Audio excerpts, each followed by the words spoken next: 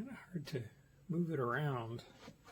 Maybe I put it in lock mode and it stays where it's supposed to.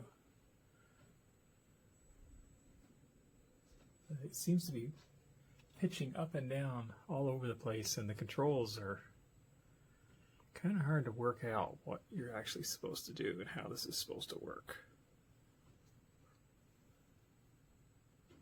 Joystick, tilt, pan, joystick settings. Yeah, it's a little difficult to figure out how this thing works, but it does seem to, it's stable, fairly stable when I'm walking around and I'm like moving all around, and it's pretty stable.